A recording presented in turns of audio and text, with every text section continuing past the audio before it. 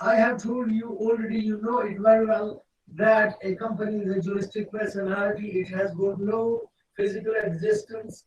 Then how can it run its business? So there are people, there are shareholders who are called, who are appointed as directors. So directors are the people who run the business and affairs of the company. Uh, they are elected by the shareholders.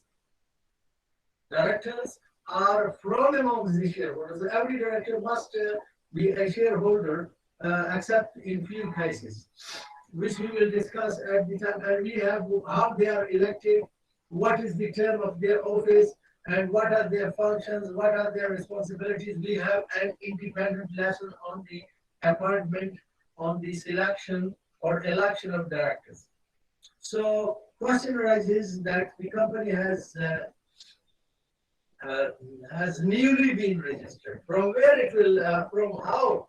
You see, now the shareholders have no opportunity to have a meeting with the company.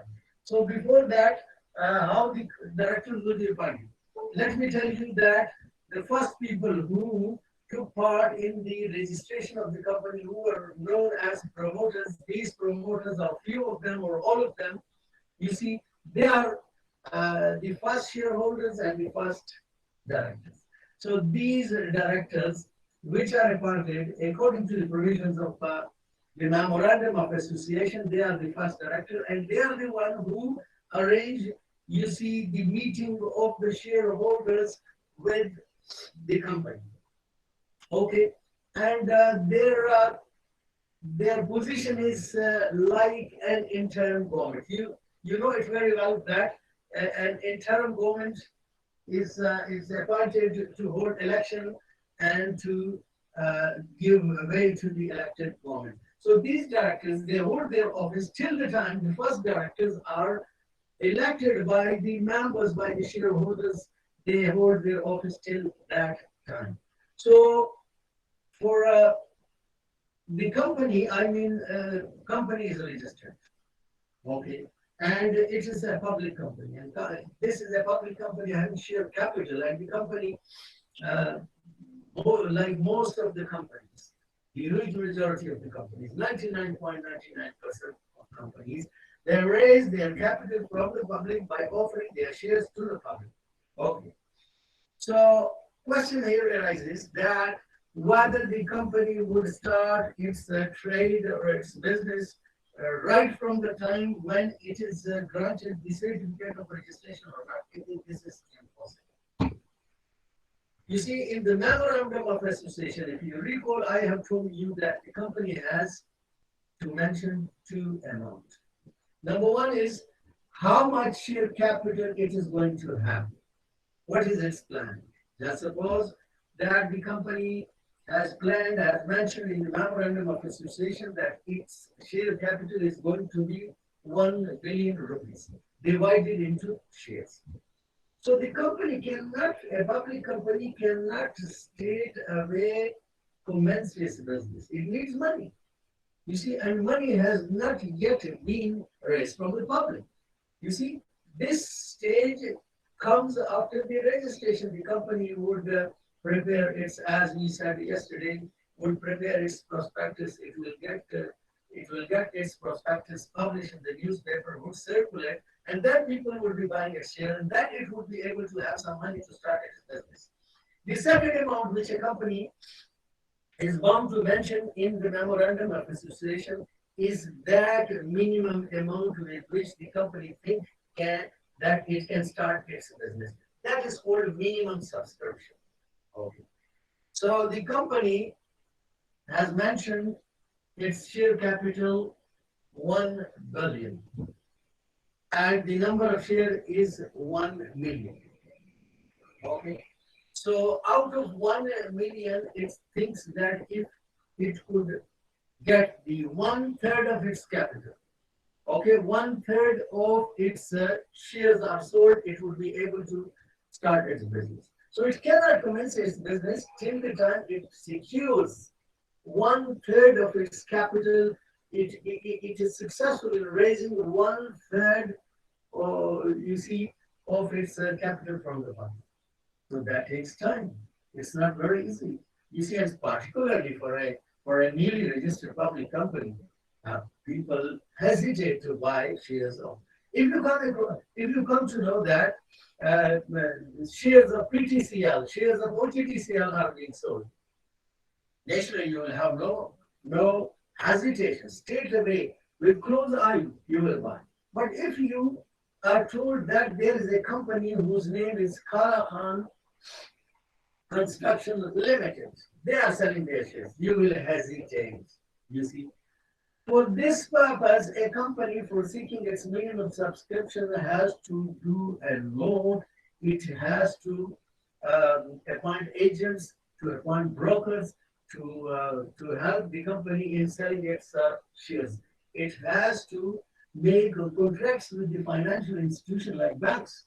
So these type of contracts, which a company for the purpose of seeking its minimum subscription makes contracts with the banks. Banks say that, look, don't worry, if you could not seek your minimum subscription, we will buy your shares.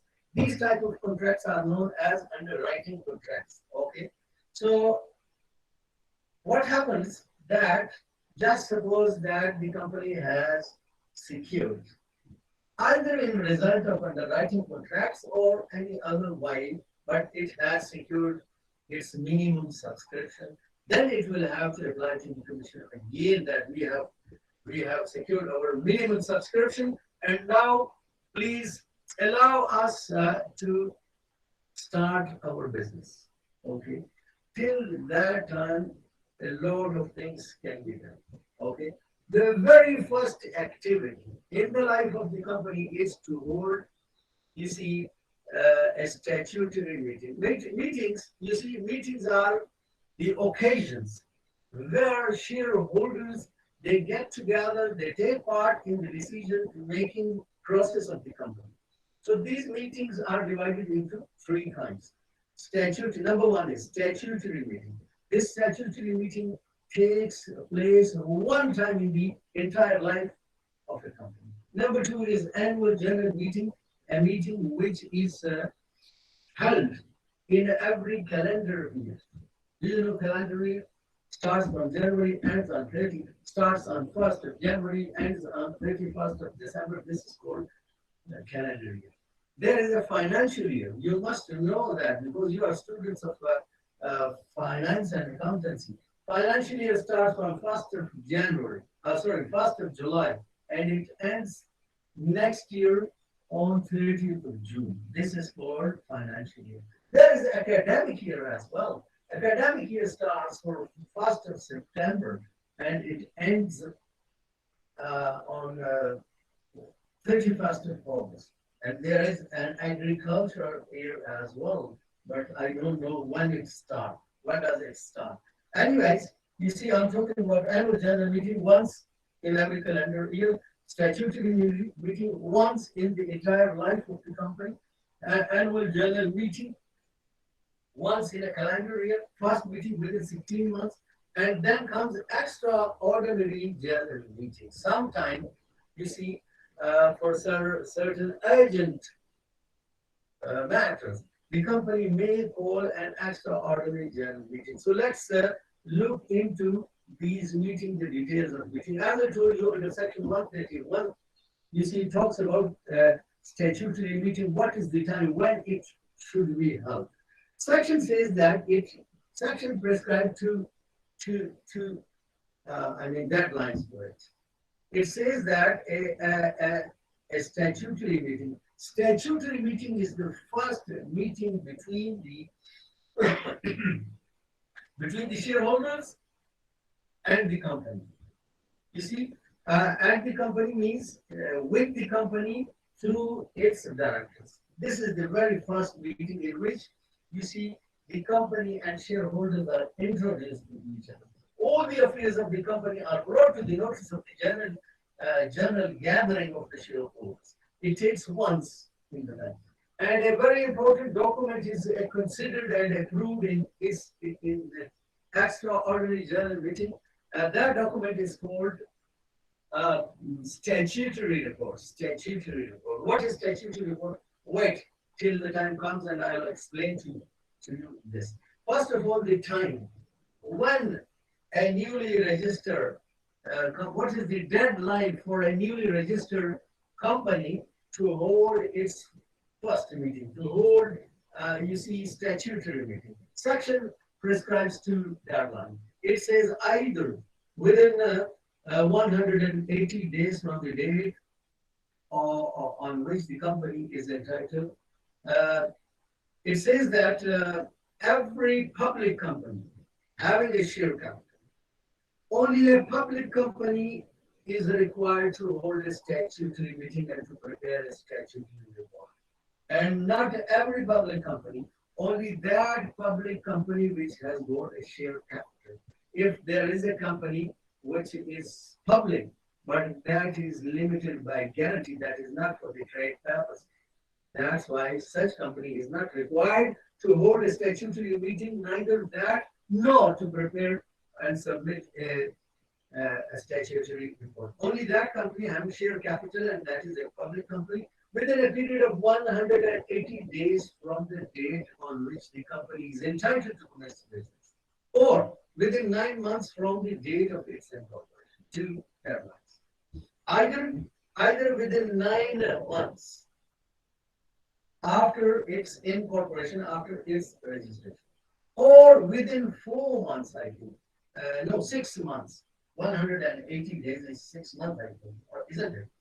So either within 6 months from the date it is allowed to commence its business. I have already told you that a registered company cannot start straight away its business till the time it secures its minimum subscription. And when it secures its minimum subscription, only after that, you see, it can be allowed through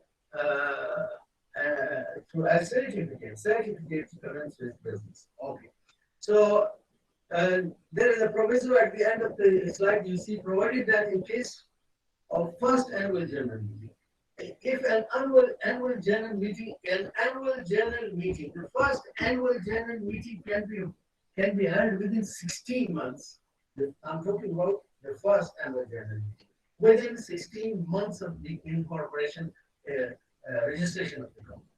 And after that, after the first annual general meeting, you see one meeting within a calendar year, within an year. Okay.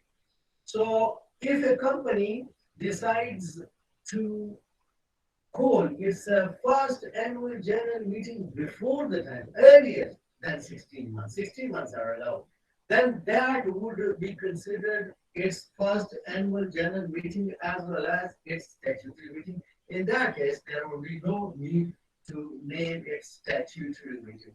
You see, the statutory report will be submitted to the first annual general meeting and it will be considered to be a statutory meeting.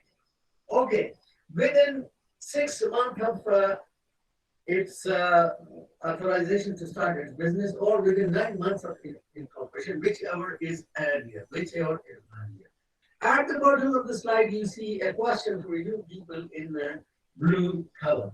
It says that if the company was incorporated on 1st January 2018, and it was allowed to start business on 1st April, when shall the company call its statutory meeting? Either 9 months, either 9 months after its incorporation, or after within 4 months after it starts its business, which is ever its end. It was registered on 1st of January.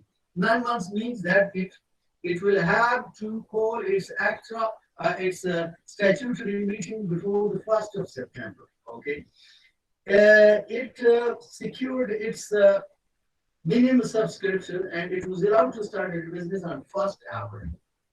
So meaning April, May, June, July, August. So which